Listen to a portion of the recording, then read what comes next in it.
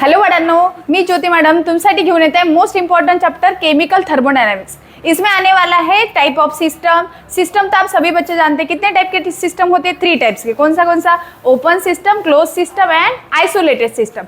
तो open system में क्या होगा, क्लोज सिस्टम में क्या होगा, आइसोलेटेड सिस्टम में क्या होगा, ये जानने के लिए हम अभी पढ़ रहे हैं most important question. Most important question कौन सा होगा आज? देखिए कौन सा रे, state and explain the first law of thermodynamics.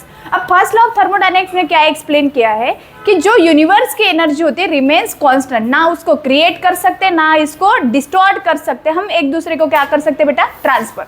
तो ये बुड्ढे ने एक फॉर्मूला दिया है। कौन सा फॉर्मूला दिया है? Del U equals to Q plus W. Del U मतलब क्या है? What is the del U? Del U मतलब होता है changing internal energy, and Q मतलब होता है हीट, एंड डब्ल्यू मतलब होता है वर्क। तो इसमें क्वेश्चन कैसे आएगा? क्वेश्चन 2 मार्क के लिए क्वेश्चन आता है बेटा, state the first law of thermodynamics. क्या क्वेश्चन आएगा? स्टेट। ये क्वेश्चन आपको 2 मार्क के लिए मिलने वाला है। कौन सा क्वेश्चन है?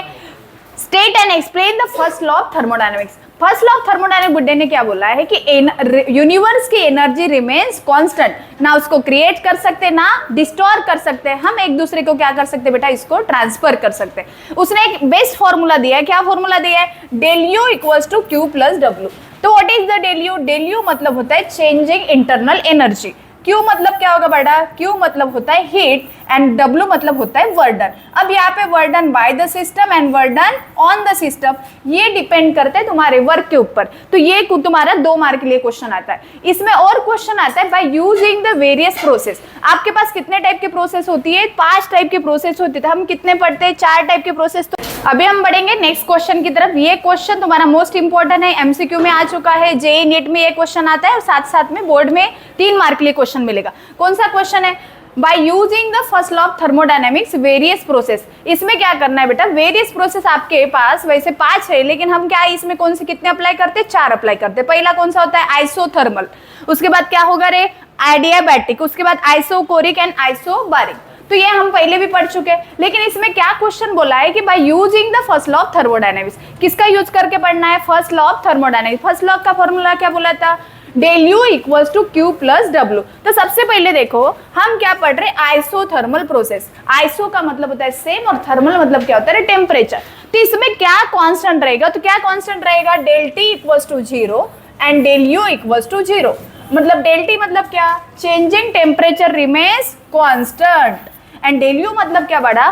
Changing internal energy remains constant. ये दोनों चीजें कांस्टेंट है। तो हम क्या करेंगे? By using the first law of thermodynamics. First law का फॉर्मूला क्या है? Del U equals to Q plus W. क्या है?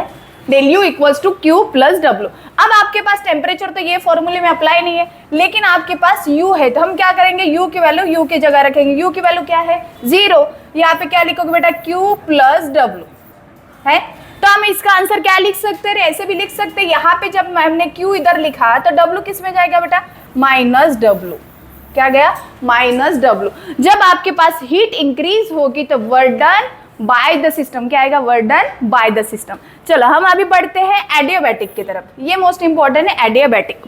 अब एडियाबैटिक मतलब क्या होता है? Heat remains constant. मतलब आपका फॉर्मूला आएगा डेल क्यू इक्वल्स टू 0। ये आपका एमसीक्यू में मिलेगा। Bye using the first law of thermodynamics पढ़ रहे तो हम इसका फॉर्मूले का यूज करते हैं del U equals to Q plus W. आप देखिए आपके पास Q की वैल्यू मिले, Q कितना है बेटा? 0। यहाँ पे क्या है रे? प्लस डब्ल्यू, और इधर डेल यू जैसे के वैसे। तो मेन आंसर में आप क्या लिखोगे? क्या आएगा? डेल यू इक्वल्स टू, यहाँ पे क्या लिख सकते हैं? डब्ल्यू। ये भी प्लस में आएगा तो ये भी किधर आएगा? प्लस में। और आप इसको ऐसे भी लिख सकते हो, ये तुम्हारा डेल यू माइनस में गया तो ये भी वर्क डन किस में जाएगा बेटा? माइनस में। मतलब आपके यू मतलब कौन? इंटरनल एनर्जी जब इंक्रीज हो रही तो work done on the system, and internal energy जब डिक्रीज हो रही तो work done by the system. ये कौन से प्रोसेस में? एडियाबैटिक। अब अभी हम बढ़ रहे आइसोकोरिक एंड आइसोबारिक। अब आइसोकोरिक, कोरिक किसका यूनिट है? वॉल्यूम का यूनिट है। तो आप क्या फॉर्मूला लिखोगे? Del V equals to 0। तो अब इसमें बाय यूजिंग द सेम फंडा वही अप्लाई करना है, del U equals to Q plus W. डरना मत, ज्योति मैडम आपके साथ है। डेल यू मतलब कौन? Internal energy. क्यू मतलब कौन? हीट, और डब्ल्यू मतलब कौन रे? Work done. तो यहाँ पे जो देख रहे हैं वॉल्यूम प्रेजेंट नहीं है, हम इसमें W प्रेजेंट है तो हम W का फॉर्मूला लिखते हैं। क्या फॉर्मूला लिखेंगे बेटा? W इक्वल्स टू, बोलो क्या लिखोगे रे? Minus P external V2 minus V1। But तुम्हारा V2 माइनस V1 यहाँ पे क्या है? V2 माइनस V1 क्या है बड़ा? 0। तो हम इसको ऐसे लिख सकते हो। क्या फॉर्मूला अप्लाई कर सकते हो? यहाँ पे लिखोगे डेल यू इक्वल्स टू, क्या लिखोगे बड़ा? Q माइनस P एक्सटर्नल, और यहाँ पे वैल्यू कितने रे? 0। तो ये तुम्हारा डेल यू, ये Q किसके बराबर गया? V के बराबर गया। क्लियर? नेक्स्ट वाला क्वेश्चन, आइसोबारिक प्रोसेस। ये आएगा आइसोबारिक प्रोसेस। आइसोबारिक, बारिक किसका यूनिट है? प्रेशर का यूनिट है, मतलब P remains constant. P remains constant है तो ये भी सेम फॉर्मूला अप्लाई करना है। क्या है? Del U equals to Q plus W। तो डेल यू आपका, आप इधर भी देखोगे P आपके फॉर्मूले में प्रेजेंट नहीं है, तो हम क्या लगाएंगे? W equals to minus P external V2 minus V1। तो इधर आप देखना चाहते हो प्रेशर रिमेन्स कांस्टेंट। बड़ा, जब तुम्हारा दो टाइप की प्रेशर होती है, एक होता है एक्सटर्नल और एक होता है इंटरनल। एक्सटर्नल प्रेशर हम कौन सा प्रेशर बोलते हैं? Opposing force. और नीचे से जो लगाते हैं उसको बोलते हैं ड्राइविंग फोर्स। जब अपोजिंग फोर्स 0 होता है तो उसको बोलते हैं फ्री एक्सपांशन। क्या बोलोगे बड़ा? Free expansion. यहाँ पे देखिए प्रेशर 0 है तो सेम जैसे कि ऊपर आंसर है, इधर क्या आएगा? Del H equals to QP। मतलब ये तुम्हारा हीट किसके बराबर गया? हीट ट्रांसफर प्रेशर कांस्टेंट के बराबर गया। ये तुम्हारा हो गया 3 मार्क का क्वेश्चन। आपको ये हमेशा क्वेश्चन आएगा, स्क्रीनशॉट लेना है तो आप ले सकते हो। ओके, चलो हम अभी बढ़ रहे हैं नेक्स्ट क्वेश्चन की तरफ। नेक्स्ट क्वेश्चन आपका है न्यूमेरिकल्स। न्यूमेरिकल्स इसमें आते हैं बेटा वर्डन में। वर्डन क्या होता है? Force into displacement. ये हमने 10वीं का प्यार था, ये 10वीं स्टैंडर्ड में पढ़े थे। अभी हम क्या कर रहे हैं? 12th में आ गए। 12th के हिसाब से पढ़ेंगे 3 मोल्स ऑफ आइडियल गैस। कितने moles of ideal gas? 3 moles of ideal gas are expanded. क्या हो रही बेटा? एक्सपॉन्डेड। आपको बताया कि एक्सपांशन एंड कंप्रेशन में क्या डिफरेंस है। जैसे मान के चलो कि आपने 2 सिलेंडर लिए। क्या लिए बड़ा? 2 सिलेंडर। अब 2 सिलेंडर, एक का पिस्टन नीचे है, एक का पिस्टन मान के चलो ये ऊपर है और एक का पिस्टन नीचे। पिस्टन समझ में आ रहा? तो एक का पिस्टन ऊपर गया और एक का पिस्टन नीचे गया। जिसका पिस्टन ऊपर है इसको बोलते हैं हम एक्सपांशन। क्या बोलोगे रे बड़ा? No expansion. और जिसका पिस्टन नीचे है तो इसको क्या बोलोगे? कॉम्प्रेशन। क्या बोलोगे? कॉम्प्रेशन। एक्सपांशन और ये क्या होगा? कॉम्प्रेशन। तो एक्सपांशन में वॉल्यूम क्या होता है? इंक्रीज। वॉल्यूम इंक्रीज होगा तो इसमें क्या होता है बड़ा? Work done by the system. क्या लिखोगे? Work done by the system. यहाँ पे वॉल्यूम क्या होगा? डिक्रीज। और वॉल्यूम डिक्रीज होगा तो यहाँ इधर क्या लिखोगे? Work done on the system. ये बाय द सिस्टम और ये क्या होगा? On the system. तो अब देखिए फॉर्मूला क्या आपका अप्लाई होगा? Expanded isothermally from 15 dm³। ये जब भी आपको फर्स्ट वैल्यू दे रहेंगे तो ये तुम्हारा होगा V1। ये क्या होगा? V1। और ये जहां पे सेकंड वैल्यू दे रहेंगे तो इसको बोलोगे V2। ये रहेगा V1 और ये क्या रहेगा? V2। तो आपको एट कांस्टेंट एक्सटर्नल प्रेशर कितना दिया है? 1.2 bar. Estimate the amount of work done in dm³ bar and joule. मतलब किस में कन्वर्ट करना है?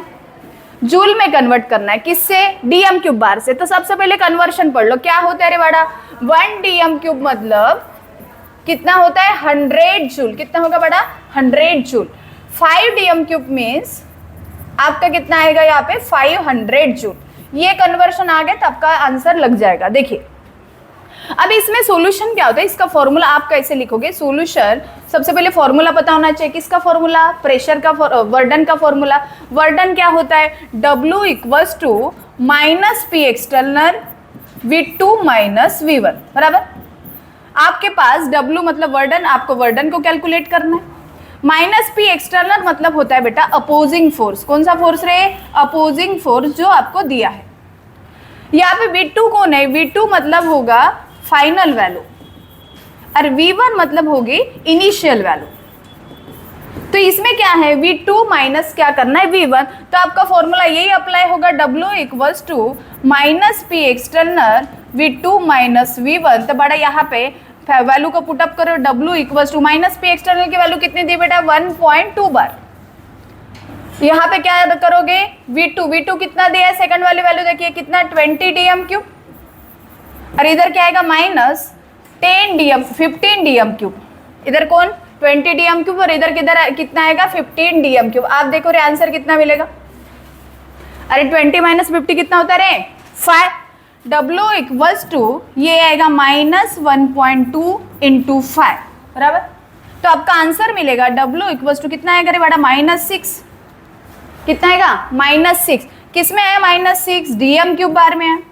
अब dm क्यूब का कन्वर्शन किस में करना है, जूल में करना है, तो आप क्या लिखोगे W इक्वल्स टू -6 इंटू 100, तो आपका आंसर मिलेगा बेटा -600। कितना आंसर मिला रे -600, और यहाँ पे क्या लिखोगे जूल, ये तुम्हारा रहेगा क्या मिला वर्डन, ये क्या मिला वर्डन हो वर्डन। अब आपके पास साइन जब माइनस आता है, साइन क्या आया माइनस, तो साइन जब माइनस आता है वर्डन का तो हम इसको क्या बोलते हैं एक्सपांशन, क्या बोलोगे बड़ा नो एक्सपांशन, और एक्सपांशन होगी तो साइन हमेशा क्या आएगा माइनस, मतलब तुम्हारा वर्डन बाय द सिस्टम, क्या लिखोगे वर्डन बाय द सिस्टम। ये क्लियर है सबको। साइन कन्वर्शन मोस्ट इंपॉर्टेंट ये चैप्टर में, आपके पास माइनस साइन आ गया तो क्या होगा एक्सपांशन, और प्लस आ गया तो क्या होगा कॉम्प्रेशन, माइनस आ गया तो वर्डन बाय द सिस्टम और प्लस आ गया तो वर्डन ऑन द सिस्टम। ओके चलो हम अभी बढ़ते हैं नेक्स्ट क्वेश्चन की तरफ। अभी बढ़ रहे हैं हम नेक्स्ट क्वेश्चन की तरफ। ये न्यूमेरिकल्स है, ये न्यूमेरिकल्स एंथैल्पी के ऊपर है। तो आपको पता है एंथैल्पी आपके पास अलग अलग टाइप की होती है, कौन सी होती है, enthalpy of fusion, enthalpy of vaporization और एंथैल्पी ऑफ सब्लिमेशन। साथ साथ में बॉन्ड एंथैल्पी, कंबशन होती है, एडिशन रिएक्शन, ये सब टाइप के आपको रिएक्शन मिलेंगे। तो इसमें हम एंथैल्पी के बारे में बात करते हैं। कैलकुलेट द स्टैंडर्ड एंथैल्पी, बेटा ये क्वेश्चन लिख के लेके जाना, 3 मार्क के लिए आएगा, मतलब आएगा।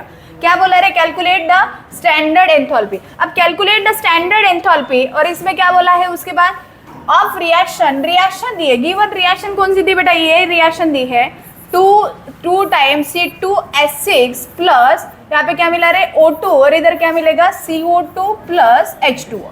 ये आपको ऐसे रेडीमेड रिएक्शन देके रहेंगे। तो रेडीमेड रिएक्शन देके रहेंगे, आपको सिर्फ रिएक्शन को क्या करना है बैलेंस करना है। रिएक्शन को बैलेंस फर्स्टली आपको पता है, ये आपने 10 स्टैंडर्ड में पढ़ा होगा, कंबशन टाइप की रिएक्शन होती है। अब कंबशन रिएक्शन में सबसे पहले रिएक्शन को बैलेंस करना है, तो फर्स्टली बैलेंस करोगे कार्बन को। किसको बैलेंस करो, कार्बन को। तो यहाँ पे हाउ मेनी कार्बन, 4 कार्बन, तो इसके आगे 4 लगा दो। कितने लगाओगे 4। यहाँ पे कितने हो गए बेटा H2O, तो यहाँ पे हाइड्रोजन दिखे, इस साइड तुम्हारे हाइड्रोजन कितने रहे 6 × 2 मतलब कितना होगा रे 12। इसके आगे कितने लगाओगे 6 लगाओगे, 6 × 2 क्या हो जाएगा 12।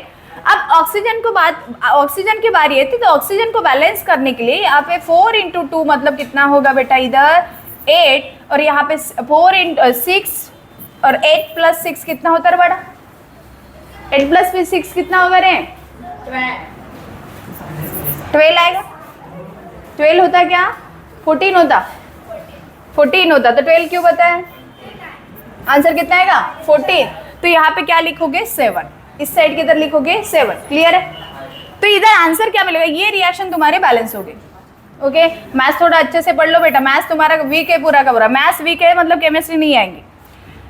2 times C2H6 plus 7O2 then 4CO2 then 6H2O, ये तुम्हारी रिएक्शन बैलेंस होगी। अब क्या करना है, रिएक्शन के बाद आपको फॉर्मूला लिखना है। फॉर्मूला क्या है बड़ा, प्रोडक्ट माइनस रिएक्टेंट। सबमिशन मतलब इसको दोनों जितने भी आपके पास प्रोडक्ट मिलेंगे उसको ऐड करना है, जितने भी आपके पास रिएक्टर है उसको क्या करना है ऐड, और जो नंबर ऑफ मोल्स है उसको क्या करोगे मल्टीप्लीकेशन। तो देखिए क्या होगा, आपने फॉर्मूला लिखा है प्रोडक्ट माइनस रिएक्टेंट, प्रोडक्ट कितना है रे 4 × CO2 की वैल्यू ऐसे लिखोगे प्लस 6 × H2O की वैल्यू, ये तुम्हारा क्या बन जाएगा प्रोडक्ट माइनस, क्योंकि ये क्या बना तुम्हारा प्रोडक्ट, माइनस क्या आएगा बड़ा, क्या दिया है 2 × C2H6 प्लस इधर क्या आएगा 7O2, और O2 हमेशा क्या होता है रे 0।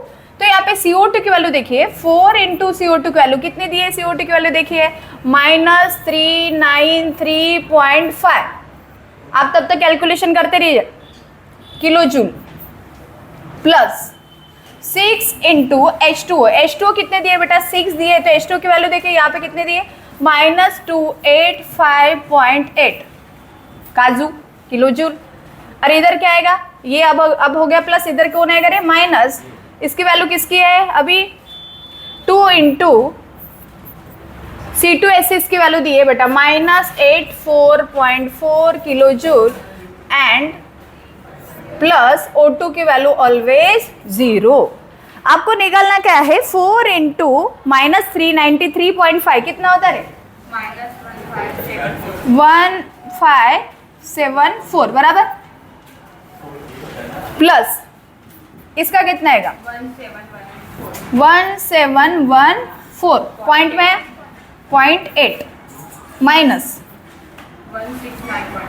169.8 बराबर। आगे का कैलकुलेशन आप करते रहिए, कैलकुलेशन आपको पता है कि कैलकुलेशन मैं करके भी दूंगी लेकिन आपको एग्जाम में खुद ही करना है, तो आप ये कैलकुलेशन खुद ही कर सकते हो बेटा, ठीक है। और वहाँ पे कैलकुलेटर अवेलेबल नहीं है।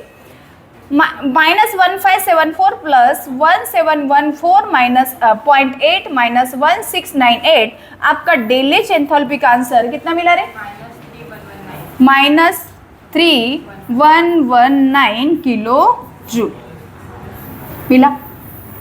ये तुम्हारा बेटा चेंजिंग एंथैल्पी मिली। और इस टाइप के आपको लॉट ऑफ टाइप के एग्जाम्पल मिल सकते हैं, ऐसे इस टाइप के एग्जाम्पल तो बहुत सारे मिलेंगे। सिर्फ यहाँ पे क्या करके देंगे रे बेटा वैल्यू चेंज करके देंगे, और साथ में यही जो रिएक्शन है, रिएक्शन को सबसे पहले आपको रिएक्शन को बैलेंस करना आना चाहिए। ओके, आपको स्क्रीनशॉट लेना है तो स्क्रीनशॉट ले सकते हैं। अभी बढ़ते हैं हम नेक्स्ट क्वेश्चन की तरफ। अभी हम बढ़ रहे हैं नेक्स्ट क्वेश्चन की तरफ। नेक्स्ट क्वेश्चन क्या है बेटा बॉन्ड एंथैल्पी। बॉन्ड एंथैल्पी मतलब क्या होता है, जिसमें आपको बॉन्ड को कैलकुलेट करना है। अभी पहले हम पढ़े वो कौन सा था एंथैल्पी था, तो एंथैल्पी में कौन सी रिएक्शन आती है कंबशन रिएक्शन। कंबशन रिएक्शन मतलब अल्केन प्लस O2 देन उधर क्या मिलेगा CO2 देन H2। इस टाइप की रिएक्शन है तो आपको याद रखना है प्रोडक्ट माइनस रिएक्टेंट। और बॉन्ड एंथैल्पी जैसे ही ऐसे क्वेश्चन दिखा तो आपको याद रखना है कि रिएक्टेंट माइनस प्रोडक्ट, क्योंकि फॉर्मूला यहाँ पे चेंज होता है। तो हम क्या पढ़े रिएक्टेंट माइनस प्रोडक्ट। सबसे पहले ये वाले कैलकुलेशन, ये वाले आपके क्वेश्चन को सॉल्यूशन इसमें कन्वर्ट करना है तो पहले रिएक्शन को लिखना सीखो। रिएक्शन यहाँ पे क्या होती है N2H4, मतलब यहाँ पे इधर एक N लगाना पड़ेगा, इधर भी कौन लगाओगे N, इधर इस साइड आएगा H, इस साइड आएगा H, इस साइड आएगा H और इस साइड भी क्या आएगा बेटा H plus H bond H, क्योंकि इसमें बॉन्ड एंथैल्पी पढ़ना।